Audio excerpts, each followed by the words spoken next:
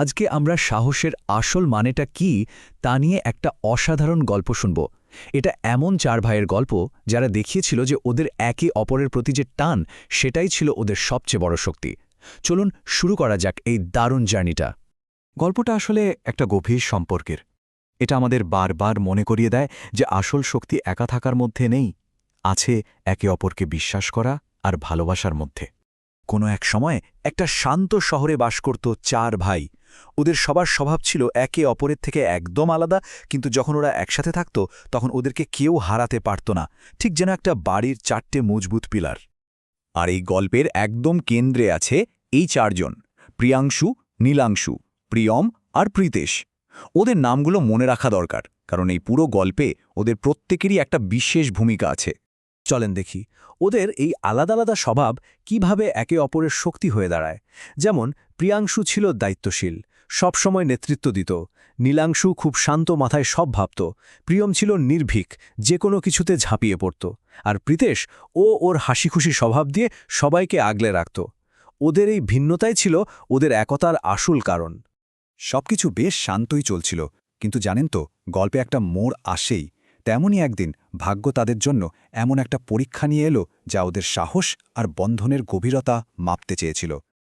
হঠাৎ করেই একদিন বিকেলবেলা আকাশটা কেমন কালো হয়ে গেল। চারদিক কাঁপিয়ে শুরু হলো তুমুল ঝড়। এটা শুধু সাধারণ ঝড় বৃষ্টি ছিল না, এটা ছিল একটা আসন্ন বিপদের সংকেত। আর এই ভয়ঙ্কর ঝড়ের মধ্যেই প্রিয়মের চোখে পড়ল অসহায় একটা প্রাণী।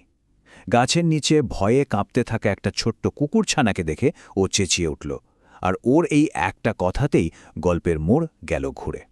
প্রিয়ম তো সাহসের সাথে এগিয়ে যেতে চায়, কিন্তু ঠিক তখনই নীলাংশু, যে কিনা সবসময় ভেবেচিন্তে কাজ করে, সে সবাইকে সাবধান করে দিল। সে মনে করিয়ে দিল যে শুধু আবেগ দিয়ে নয়, সাবধানে আর পরিকল্পনা করে এগোতে হবে। তখনই সবাই বিপদের গভীরতাটা বুঝতে পারল। তো ওরা কিন্তু ভয় পেয়ে পিছিয়ে গেল না, বরং ঠিক করল সবাই মিলে এই বিপদের সামনা করবে। আর তাদের এই সিদ্ধান্তটাই একটা সাধারণ ঘটনাকে অসাধারণ সাহসের গল্পে পরিণত করল। আর এখানেই আমরা দেখতে পাই টিমওয়ার্কের আসল জাদুটা। দেখুন কিভাবে হলো। প্রিয়াংশু সামনে থেকে পথ দেখালো, নীলাংশু চারদিকে খেয়াল রাখল যাতে সবাই নিরাপদে থাকে, প্রিয়ম ওর সাহসকে কাজে লাগিয়ে ঝটপট কুকুরছানাটাকে তুলে আনল, আর সবশেষে প্রীতেশ ওর মায়া দিয়ে ভয় পাওয়া প্রাণীটাকে ভরসা দিল। প্রত্যেকে নিজের সেরাটা দিয়ে একটা নিখুঁত দল তৈরি করল। কুকুরছানাটাকে বাঁচানোর পর আসল মুহূর্তটা কিন্তু তখন এলো, যখন তারা বুঝতে পারল যে এই ঘটনার পেছনে আসল শক্তিটা কি ছিল। এটা শুধু একটা উদ্ধার কাজ ছিল না, এটা ছিল নিজেদের নতুন করে আবিষ্কার করার একটা অধ্যায়।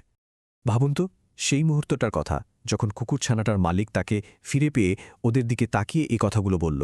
এটা কিন্তু শুধু প্রশংসা ছিল না, এটা ছিল ওদের মহৎ কাজের একটা স্বীকৃতি। আর এই ঘটনার পর ভাইদের নিজেদের মধ্যেও কিছু উপলব্ধি হল। প্রিয়ম বুঝল একা সাহস দেখানোই সব না, সাথে সঙ্গ লাগে। নীলাংশু বুঝতে পারল পরিকল্পনার গুরুত্ব।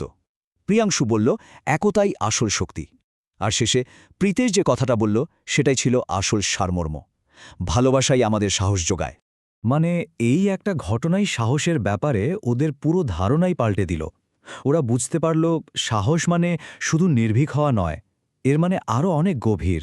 আসলে সাহস মানে তো শুধু ভয় না পাওয়া নয়, তাই না? সাহস মানে হলো বিপদের সময় নিজের কথা না ভেবে অন্যের জন্য এগিয়ে আসা। এটাই ছিল সেই দিনের সবচেয়ে বড় শিক্ষা।